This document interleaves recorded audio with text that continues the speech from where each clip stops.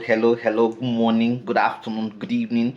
Welcome to my channel. My name is Ogbanje Joseph. Please subscribe to this channel, share, like, as well as drop a comment on the comment section. Like I said, do not forget to subscribe to my YouTube channel.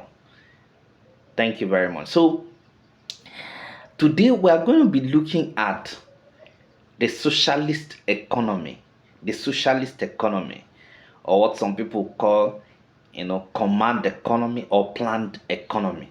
So, the socialist economy is also known as the command economy or planned economy, where the central or state government regulate various factors of production.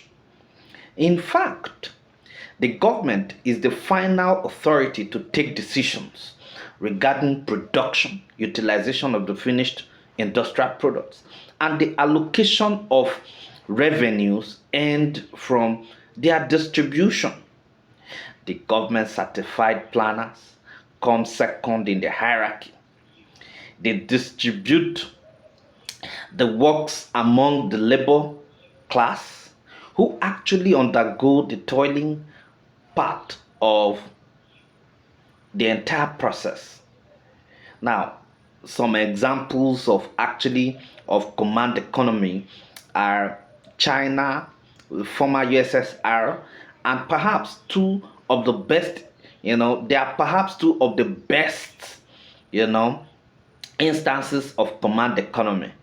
Though many countries now, you know, many countries nowadays are switching off from planned economy to market or mixed economy. Yet nations like North Korea and Cuba are some countries where planned economy still exists in full form. In case of, you know, in case of a command economy, both state-owned and private enterprises receive guidance and directives from the government regarding production capacity, volume, modes of production, okay, course of their actions, planned economic system, and course of their actions. The planned economic system is broadly segregated into two groups: decentralized and decentralized. Decentralized or centrally planned economy, as prevalent in the former USSR, is a more familiar concept, okay, between the two.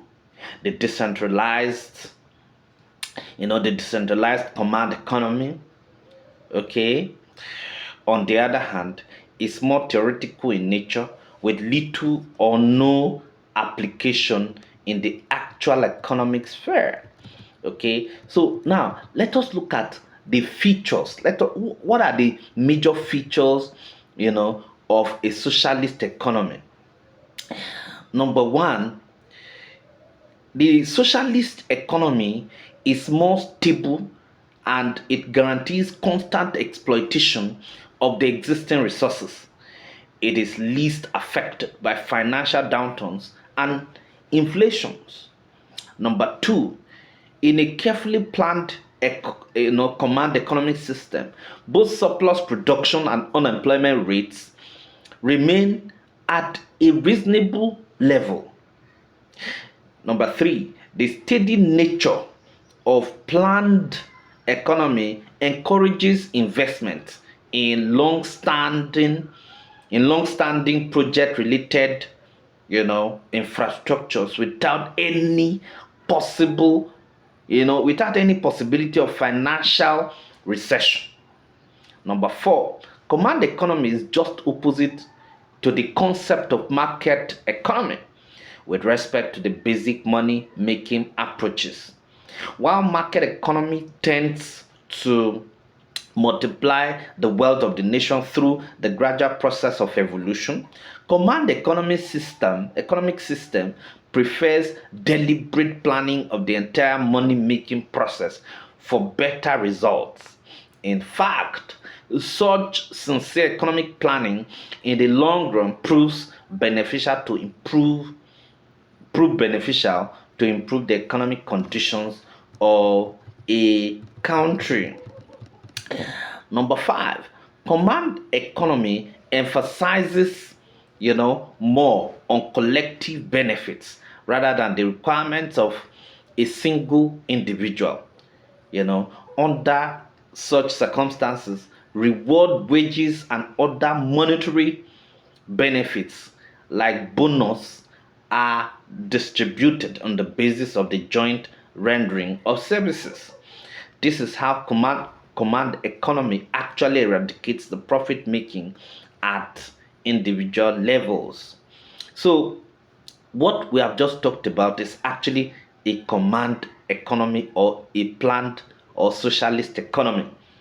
Now, don't forget that the major advocates of this socialist economy is the Marxists.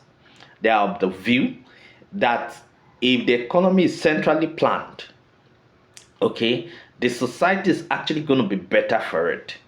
The reason being that, the profit maximization of individuals, as well as the particularization, as well as the individualism or individualization, if there's anything like that, of the economy is actually going to be lessened. Is going to lessen.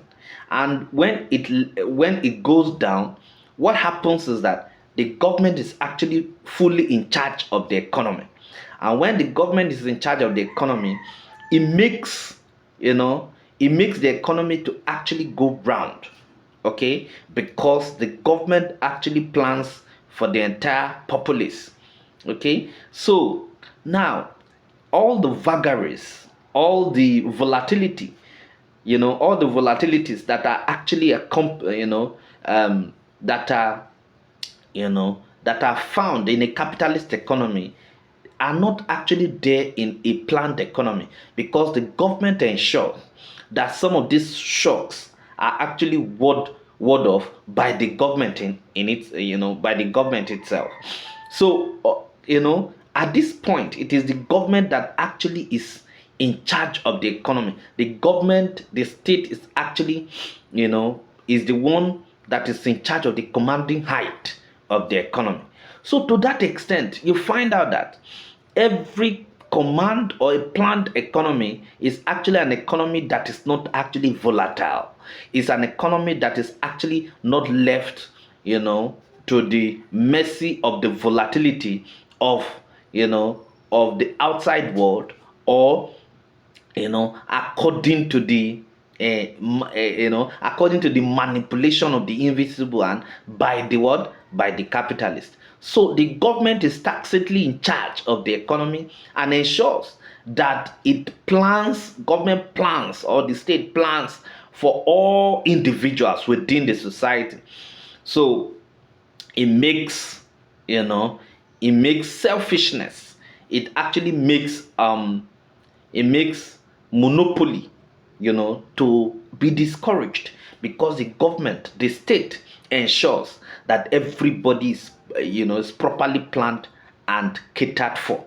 Okay, so at the end of the day, instead of actually having a free market economy where the forces of demand and supply, actually controls the market system, in this type of economy, the state actually plans for the economy. So competition is actually reduced, individual ownership of property is actually reduced, okay, the forces of demand and supply controlling the market is actually reduced, okay, and then there is collectivization, okay, or collective benefits, of the resources in the society. So the resources of the society is not actually cornered to a few, but to the generality of the citizenry. So is Nigeria actually a planned economy? These are the questions we need to actually ask ourselves. Now, if you look at the economic system of a country, it gives you an idea of whether or not such a society is actually a planned economy or not. Okay. Now, I have given tacit examples of planned economies, but Nigeria can actually pass for a mixed economy, and that is what we are going to do next in our next video. Thank you very much.